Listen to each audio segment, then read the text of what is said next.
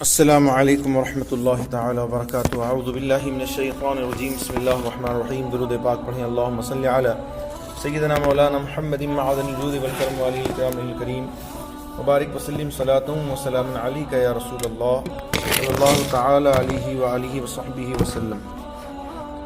محترم سامعین کرام، اضحیہ یعنی قربانی کا بیان چل رہا ہے۔ کل آپ نے کچھ احادیث اور مختصر مسائل سماعت کیے قربانی کے حوالے سے۔ بقیہ مسائل آج سماعت کریں۔ کل میں نے بتایا تھا کہ قربانی واجب ہونے کے کچھ شرائط ہیں جو حضرات جاننا چاہیں وہ کل کے درس میں جو میں نے بھیجا ہے قربانی کا بیان، اس میں سن لیں۔ شرائط کا پورے وقت میں پایا جانا ضروری نہیں، بلکہ قربانی کے لیے جو وقت مقرر ہے اس کے کسی حصے میں شرائط کا پایا جانا وجوب کے لیے کافی ہے۔ مثلاً ایک شخص ابتدائے وقت قربانی میں کافر تھا، جب قربانی کا وقت آیا تو اس کے شروع میں قربانی کے وقت کے شروع میں کافر تھا، پھر مسلمان ہو گیا اور ابھی قربانی کا وقت باقی ہے۔ مثال کے طور پر سمجھیے کوئی 10 ذی الحجہ کو یا 11 ذی الحجہ کو کافر تھا اور 12 ذی الحجہ کو صبح میں مسلمان ہو گیا، تو ابھی چونکہ شام تک قربانی کا وقت ہے، تو اگر اس کے ساتھ دوسرے شرائط بھی پائے جائیں، یعنی وہ مقیم ہو اور مالک نصاب ہو، آزاد ہو وغیرہ، تو اس پر قربانی واجب ہے۔ قربانی واجب ہونے کا سبب وقت ہے۔ جب وہ وقت آیا اور شرائط وجوب یعنی قربانی واجب ہونے کی شرطیں پائی گئیں تو قربانی واجب ہو گئی، اور اس کا رکن یعنی قربانی کا رکن ان مخصوص جانوروں میں کسی کو قربانی کی نیت سے ذبح کرنا ہے۔ قربانی کی نیت سے دوسرے جانور مثلاً مرغ کو ذبح کرنا ناجائز ہے۔ بہار شریعت 15واں حصہ جلد سوم بحوالہ در مختار۔ جو شخص مالک نصاب ہے لیکن وہ مقروض بھی ہے، قرض دار ہے، اور اس کے مال سے اگر قرض کو ہٹا دیا جائے، قرض کی مقدار کو مجرا کیا جائے یعنی ہٹا دیا جائے، تو نصاب نہیں باقی رہتی، تو اس پر قربانی واجب نہیں۔ اور اگر اس کا مال یہاں موجود نہیں ہے اور قربانی کے دن گزرنے کے بعد وہ مال اس کو ملے گا تو قربانی واجب نہیں ہے۔ بحوالہ عالمگیری۔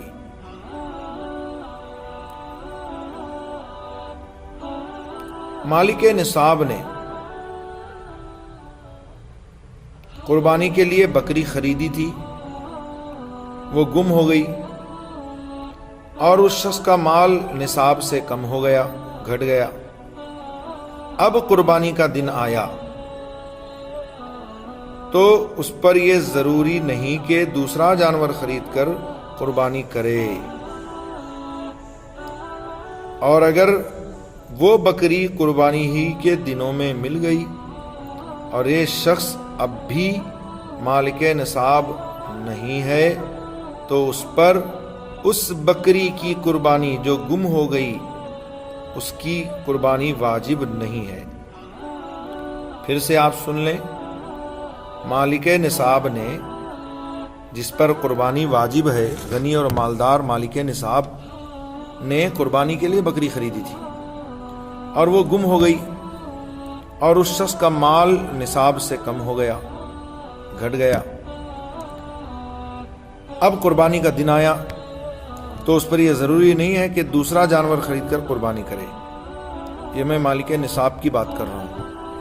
اور اگر وہ بکری قربانی ہی کے دنوں میں مل گئی اور یہ شخص اب بھی مالک نصاب نہیں ہے تو اس پر اس بکری کی قربانی واجب نہیں ہے۔ بہار شریعت 15واں حصہ جلد سوم بحوالہ عالمگیری۔ ایک مکان جاڑے کے لیے ہے، سردی سے بچنے کے لیے ایک مکان بنایا، ایک مکان گرمی کے لیے کہ گرمی کے دنوں میں وہاں ٹھنڈک رہتی ہے تو وہ وہاں رہے گا۔ تو ایک مکان جاڑے کے لیے، ایک مکان گرمی کے لیے، تو یہ حاجت میں داخل ہے۔ ان کے علاوہ اس کے پاس تیسرا مکان ہو جو حاجت سے زیادہ ہے، اگر یہ 200 درہم کا ہے تو قربانی واجب ہے، تقریباً وہی 7.5 تولہ سونا یا 52.5 تولہ چاندی یا ان دونوں میں سے کسی کی قیمت۔ تو اس میں کہا گیا کہ جو شخص 200 درہم یا 20 دینار کا مالک ہو یا حاجت کے سوا کسی ایسی چیز کا مالک ہو جس کی قیمت 200 درہم ہے، وہ غنی ہے، اس پر قربانی واجب ہے۔ مطلب 7.5 تولہ سونا یا 52.5 تولہ چاندی۔ تو حاجت اصلیہ کے علاوہ جس کے پاس ہو یا اتنا روپیہ پیسہ ہو تو وہ غنی ہے، اس پر قربانی واجب ہے۔ تو ایک مکان جاڑے کا ہے، ایک مکان گرمی کا ہے، تو دونوں حاجت میں داخل ہیں۔ حاجت اصلیہ کیا ہے؟ رہنے کا مکان، گھومنے پھرنے کی سواری اور کام کاج کے غلام، خادم اور برتنے کی چیزیں۔ ان کے علاوہ جو چیز زائد ہے وہ حاجت اصلیہ سے خارج ہے۔ اگر اس کی قیمت 200 درہم یا 20 دینار ہو تو اس پر قربانی واجب ہے۔ تو اگر ایک مکان جاڑے کے لیے بنایا، دوسرا مکان گرمی کے لیے بنایا، تو یہ دونوں مکان جو ہیں وہ حاجت میں داخل ہیں۔ ان کے علاوہ اس کے پاس تیسرا مکان ہے جو حاجت سے زائد ہے، تو اگر یہ 200 درہم کا ہے تو قربانی واجب ہے۔ بالغ لڑکوں یا بیوی کی طرف سے قربانی کرنا چاہتا ہے تو ان سے اجازت حاصل کرے، بغیر ان کے کہے اگر کر دی تو ان کی طرف سے واجب ادا نہ ہوا، اور نابالغ کی طرف سے اگرچہ واجب نہیں ہے، جیسا کہ میں نے کل بتایا کہ نابالغ پر قربانی واجب ہے یا نہیں۔ اگر واجب ہے تو آیا اس کے مال سے کیا جائے گا یا اس کا ولی اپنے مال سے کرے گا؟ تو ظاہر الروایہ یہی ہے کہ نابالغ پر واجب نہیں ہے، نہ اس کے ولی کی طرف سے، باپ کی طرف سے، نہ اس کے مال سے۔ نابالغ پر قربانی واجب نہیں ہے، لیکن بالغ لڑکوں کے پاس اگر حاجت اصلیہ کے علاوہ مل کے نصاب ہے تو بالغ لڑکوں پر واجب ہے۔ اگر اپنے بالغ لڑکوں کی جانب سے باپ قربانی کرنا چاہتا ہے یا اپنی بیوی کی طرف سے کرنا چاہتا ہے تو ان سے اجازت حاصل کرے کہ میں تمہاری طرف سے قربانی کرنا چاہتا ہوں، کیا تمہاری اجازت ہے؟ بغیر ان کے کہے اگر کر دی تو ان کی طرف سے واجب ادا نہ ہوا۔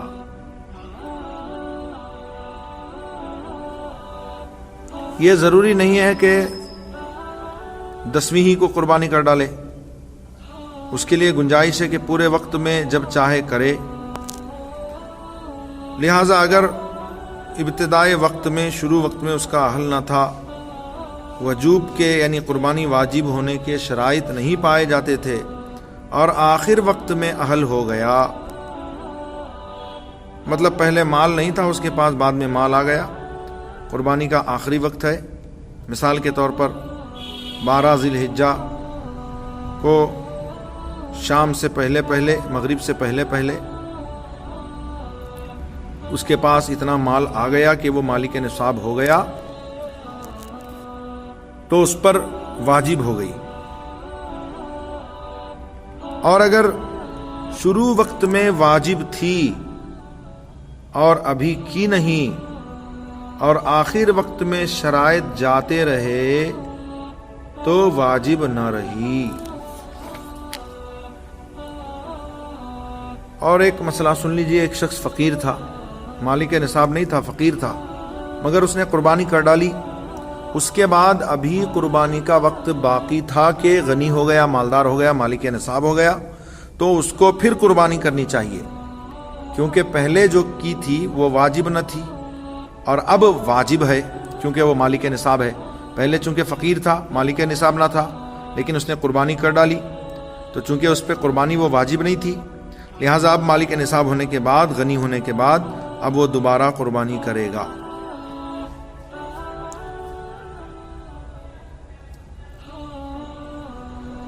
اور اگر باوجود مالک نصاب ہونے کے اس نے قربانی نہ کی اور وقت ختم ہونے کے بعد فقیر ہو گیا، تو اب کیا کرے گا؟ پہلے اس نے قربانی کر ڈالی جب وہ فقیر تھا، پھر اس کے پاس مال آ گیا، مالدار ہو گیا، غنی ہو گیا، مالک نصاب ہو گیا، تو اب اس پر قربانی واجب تھی لیکن اس نے نہ کی اور وقت ختم ہونے کے بعد فقیر ہو گیا، تو اس پر بکری کی قیمت کا صدقہ کرنا واجب ہے۔ یعنی وقت گزرنے کے بعد قربانی ساقط نہیں ہوگی، تو اس کی قیمت وہ صدقہ کرے گا۔ قربانی کے وقت میں قربانی ہی کرنا لازم ہے، کوئی دوسری چیز اس کے قائم مقام نہیں ہو سکتی۔ مثلا بجائے قربانی کے اس نے بکری یا اس کی قیمت صدقہ کر دی، یہ ناکافی ہے۔ البتہ اس میں نیابت ہو سکتی ہے، یعنی خود کرنا ضروری نہیں ہے بلکہ دوسرے کو اجازت دے دی اور اس نے کر دی، تو یہ ہو سکتا ہے کہ اس نے بھائی کہہ دیا کہ میری طرف سے تم قربانی کرنا، اور اس نے اس کی طرف سے قربانی کی، تو یہ ہو سکتا ہے۔ شرکت میں یہ ضروری مسئلہ ہے، بہت سارے لوگ اس سے غافل ہیں، غور سے سنیے گا۔ شرکت میں یعنی چند لوگ شریک ہو کر کے ایک گائے کی قربانی کیے، چند لوگ شریک ہوئے، انہوں نے گائے خریدی کہ ہم لوگ آپس میں مل کے قربانی کریں گے، تو ضرور ہے کہ گوشت وزن کر کے تقسیم کیا جائے۔ تو چونکہ بڑے جانور میں 7 حصے ہو سکتے ہیں، مثال کے طور پر 7 لوگ مل گئے، آپس میں پیسہ برابر برابر تقسیم کر کے جانور انہوں نے خرید لیا کہ ہم قربانی کر کے 7 کی طرف سے ہم آپس میں گوشت تقسیم کر لیں گے، تو ضروری ہے کہ گوشت وزن کر کے تقسیم کیا جائے، اندازے سے تقسیم نہ ہو، کیونکہ ہو سکتا ہے کہ کسی کو زائد یعنی زیادہ یا کم ملے، اور یہ ناجائز ہے۔ یہاں یہ خیال نہ کیا جائے کہ کم و بیش ہوگا تو آپس میں ایک دوسرے کو کہہ کر کے معاف کروا لیں گے، وہ معاف کرنے کا حق ہی نہیں ہے اس کو، کیونکہ یہ حق شرع ہے کہ اگر 7 لوگ مل کر قربانی کر رہے ہیں ایک گائے کی، تو 7 حصے بنیں گے، تو سب کو برابر برابر حصہ ہونا چاہیے وزن کر کے، تو ایسا نہیں ہو سکتا کہ کسی کو زیادہ ملے کسی کو کم، تو آپس میں کہہ دے کہ بھئی مجھے اگر زیادہ ملا ہو تو تو معاف کر دینا، تجھے اگر کم ملا ہے تو میں نے اپنا حصہ معاف کیا۔ تو چونکہ شریعت کا حق ہے، اس کا حق نہیں ہے، تو وہ معاف کرنے کا حق ہی نہیں رکھتا۔ وما علینا الا البلاغ المبین وآخر دعوانا الحمدللہ رب العالمین۔ امید ہے آپ حضرات اس درس کو خود بھی سنیں گے اور دوسروں تک شیئر کریں گے۔ اللہ تعالی ہم سب کو احکام شرعیہ پر عمل کی توفیق دے، سچے مذہب اہل سنت و جماعت مسلک اعلیٰ حضرت پر قائم رکھے اور اسی پر خاتمہ بالخیر نصیب فرمائے۔